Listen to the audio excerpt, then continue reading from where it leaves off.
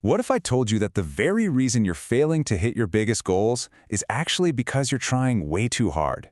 Seriously, think about it. Welcome to this explainer on a totally counterintuitive truth about high performance.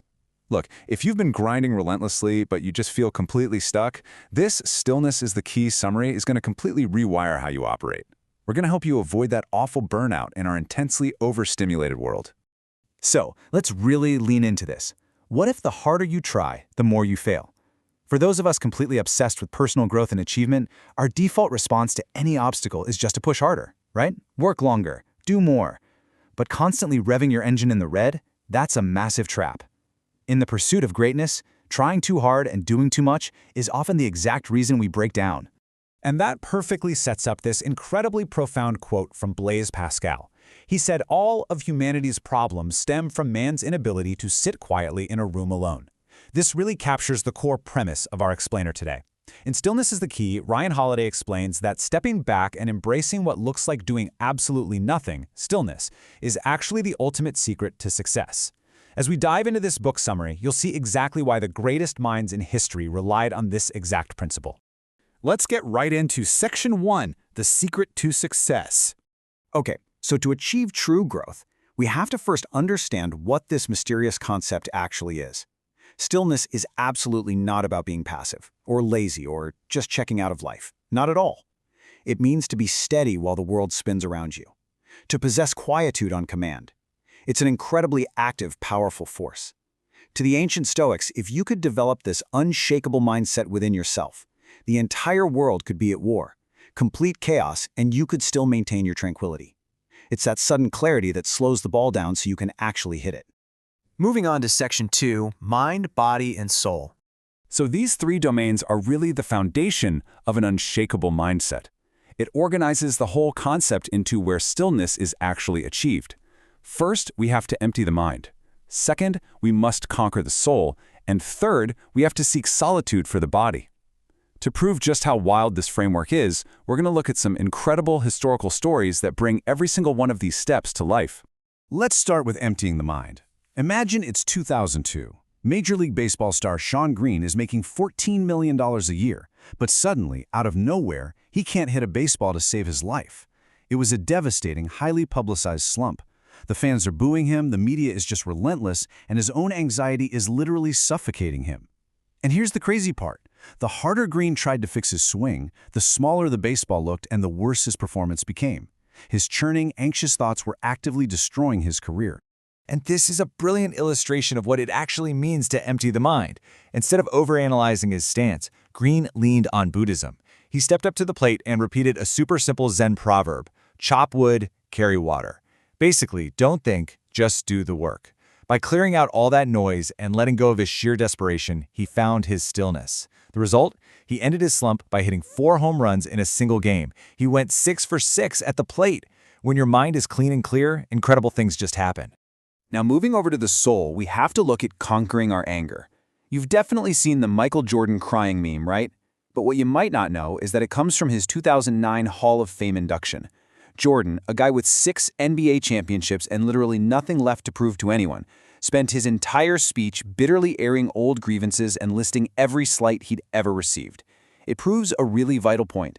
Anger is not a sustainable fuel. It's a toxic byproduct that actually destroys your ability to enjoy the very things you've worked so hard to achieve. Conquering the soul means swapping out that anger for gratitude. And for the body, we have to seek solitude. Leonardo da Vinci actually wrote this great little fable about a peaceful stone resting in a quiet, beautiful grove. One day, the stone gets restless and decides to roll down to the busy road to be with all the other stones. But once it gets there, it's constantly crushed by wagon wheels, covered in dirt, chipped away. It immediately longed for its quiet grove. And we're exactly like that stone. If we never retreat into solitude away from the noise of the world, we are going to be ground down. We literally need physical moments of silence to survive. That brings us to Section 3, 3 Principles of Peace. These principles hold the main lessons for inner tranquility. Principle 1. Letting go. There was an archery master named Awa Kenzo who famously never taught his students how to deliberately aim at a target. Sounds totally backwards, right? But he knew that obsessing over the outcome creates tension, and tension destroys performance. Mastery only comes from detachment. You have to let go of the reward and focus entirely on the process. When you stop desperately chasing the result, you actually free yourself up to succeed. The second principle is to bathe in beauty. Think about Anne Frank. During a time of unimaginable horror and fear, hiding from the Nazis in a tiny, suffocating attic, she would look out this small window at a cloudless sky. She wrote that as long as she could see that sunshine, how could she possibly be sad? Finding everyday beauty is absolutely one of the most powerful life lessons you can ever learn. Even in misfortune or overwhelming stress, if you just pause to marvel at the world around you, you get your balance back. Our third principle asks a really vital question, and it's one of the best key ideas we'll cover today. Are you a human being or a human doing? Elite distance runner Eliud Kipchoge deliberately holds back his full effort in training. He paces himself carefully because he knows overuse is exactly what destroys athletes. There's an old Russian proverb that says work just makes you bent over. We cannot stretch ourselves to the breaking point, guys. Being a human doing just leads to ego and burnout. Being a human being requires patience and moderation. Man is not a machine. All right, let's look at Section 4, applying stillness in real life. Okay, so here's the most practical application for your daily grind. You have to silence the noise.